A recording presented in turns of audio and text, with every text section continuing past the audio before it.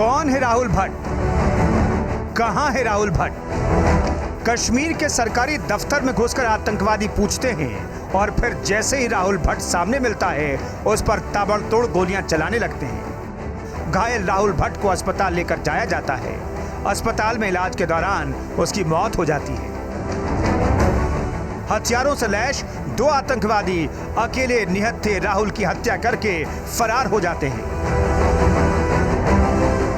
जम्मू कश्मीर में आतंकी कुछ इसी काराना अंदाज में हिंदुओं को निशाना बना रहे हैं। कश्मीर में अमन चैन चाहने वाले हर शख्स को निशाना बना रहे हैं। कश्मीरी पंडितों को निशाना बना रहे हैं क्योंकि आतंकियों के निशाने पर जम्मू कश्मीर की शांति है, जम्मू कश्मीर की अमन चैन है।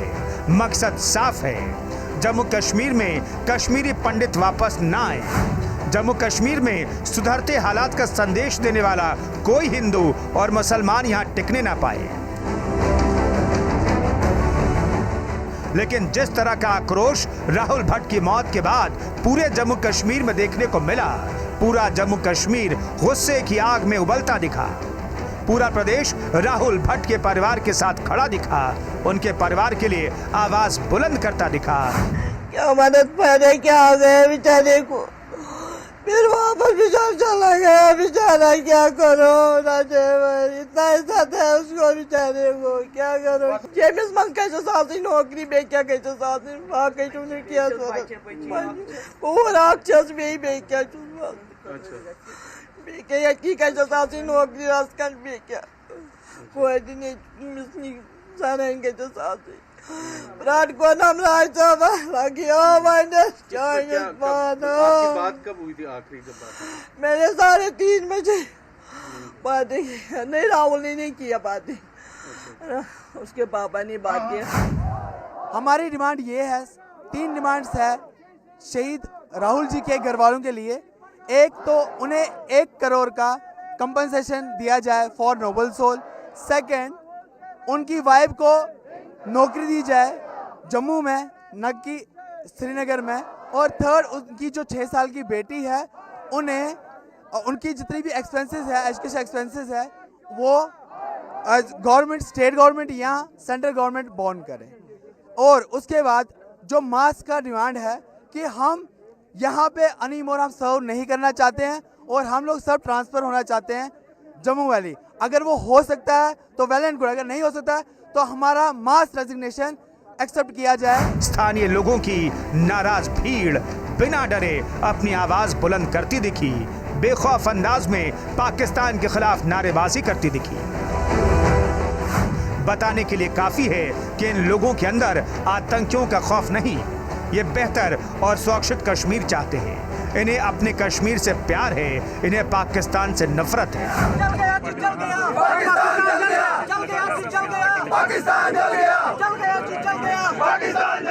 यकीनन उनको गुस्सा है। ये पाकिस्तान के जो कायर आतंकवादियों ने घटना की है, इसके विरुद्ध पूरे जम्मू कश्मीर में, पूरे हिंदुस्तान में गुस्सा है। और इन कायर आतंकवादियों को चुन चुन के इनको मौत के घाट उतारा जाएगा। पहले भी हमारी सेना ने, आर्मी ने, पुलिस ने और पैरामिलिट्री फोर्सेस के जवानों ने, लश्कर हो, जैश हो, हिजबुल हो, कोई हो, पाकिस्तानी आतंकवादी संगठनों के जितने भी सरगना हैं, इन सबको मौत के घाट उतारा है। जिन्होंने दक्षिण कश्मीर में एक कश्मीरी पंडित, होनहार नौजवान श्री राहुल भट्ट साहब के ऊपर कायराना हमला करके उनकी हत्या की है, इन सभी कायर पाकिस्तानी आतंकवादियों को जमीन के पाताल से निकाल कर इनको मौत के घाट उतारेंगे। किसी पाकिस्तानी को, किसी दहशतगर्द को नहीं बख्शेंगे। बस एक कड़ा संदेश इन आतंकी आकाओं को देने की जरूरत है। घाटी में पाकिस्तान का नापाक एजेंडा चलाने वालों को देने की जरूरत है। एक नहीं है राहुल भट्ट, कश्मीर से प्यार करने वाला हर शख्स है राहुल भट्ट। घाटी में अमन चैन चाहने वाला हर शख्स है राहुल भट्ट।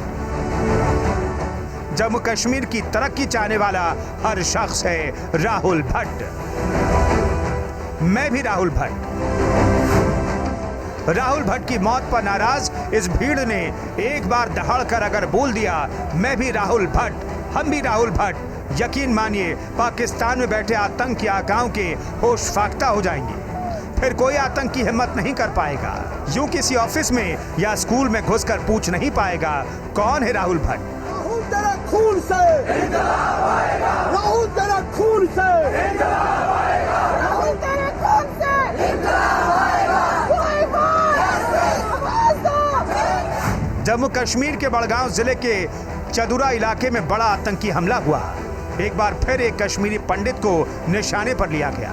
बताया जा रहा है कि संदिग्ध आतंकवादियों ने तहसील कार्यालय में घुसकर सरकारी कर्मचारी राहुल भट्ट पर ताबड़तोड़ गोलियां चला दी। घायल राहुल भट्ट को अस्पताल में भर्ती कराया गया, जहां इलाज के दौरान उन्होंने दम तोड़ दिया।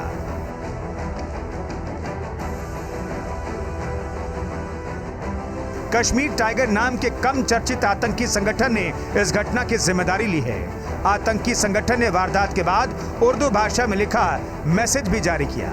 अपने मैसेज में आतंकी संगठन ने लिखा, बड़गांव में चडूरा में हिंदू आतंकी की हत्या की कश्मीर टाइगर जिम्मेदारी लेता है।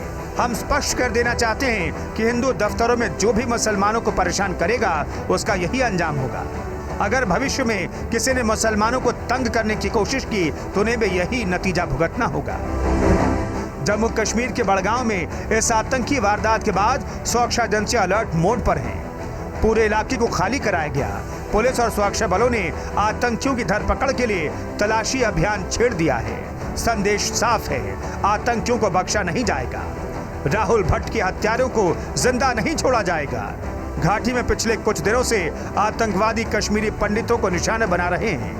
वहां रहने वाले दूसरे हिंदुओं पर भी गोलियां चला रहे हैं। विशेषकर अनुच्छेद 370 हटाए जाने के बाद से आतंकवादी बौखलाए हुए हैं। गृह राज्य मंत्री नित्यानंद राय संसद में बता चुके हैं कि 5 अगस्त 2019 से 24 मार्च 2022 तक जम्मू कश्मीर में आतंकवादी द्वारा 4 कश्मीरी पंडित और 10 अन्य हिंदू मारे गए हैं।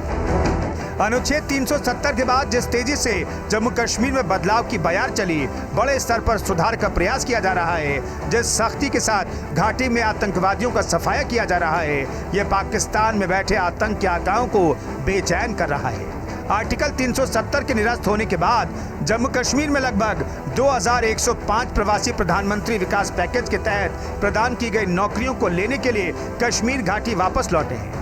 जम्मू कश्मीर में 2020-21 में नियुक्तियों की संख्या 841 थी और 2021-22 में नियुक्तियों की संख्या 1264 थी। इतना ही नहीं, जम्मू कश्मीर में औद्योगिक विकास के क्षेत्र में 51,000 करोड़ रुपए के निवेश के प्रस्ताव आए हैं, जो वहां के नौजवानों को रोजगार देने में बहुत ही सार्थक है। 4,50,000 लोगों से अधिक को रोजगार मिलने की संभावना है। 2019 से अब तक 26,303 पदों की पहचान की गई है, जिसमें से 11,324 राजपत्रित कर्मचारी और अराजपत्रित कर्मचारी और चतुर्थ श्रेणी वर्ग के पदों के चयन की प्रक्रिया पूरी हुई है और अब शेष रिक्तियों की प्रक्रिया जारी है। देश की संसद में गृह राज्य मंत्री नित्यानंद राय ने जो आंकड़े सामने रखे, बताने के लिए काफी हैं कि आतंकियों की बौखलाहट की वजह क्या है, क्यों आतंकी कश्मीरी पंडितों को निशाना बना रहे हैं, क्यों हिंदुओं के साथ साथ उन मुस्लिमों को भी निशाना बना रहे हैं जो जम्मू कश्मीर में बदलाव देखना चाहते हैं, बदलाव का हिस्सा बन रहे हैं। राहुल भट्ट भी ऐसा ही एक लाभार्थी था, जिसने सितंबर 2020 में ही प्रधानमंत्री रोजगार योजना के तहत नौकरी हासिल की थी। कुछ ही दिनों पहले उसका ट्रांसफर चदुरा तहसील में हुआ था। यही आतंकियों की बौखलाहट की वजह बन गई। राहुल को सॉफ्ट टारगेट बना लिया। आतंकी नहीं चाहते हैं कि राहुल जैसे लोग जम्मू कश्मीर में विकास की नई गाथा लिखें। जो आक्रोश राहुल की हत्या के बाद बड़गांव से लेकर जम्मू तक देखा गया, बताने के लिए काफी है। आतंकवाद का खौफ खत्म है, बस आतंकियों को कड़ा संदेश देना होगा, मैं भी राहुल भट्ट हूं। Bureau report, news India.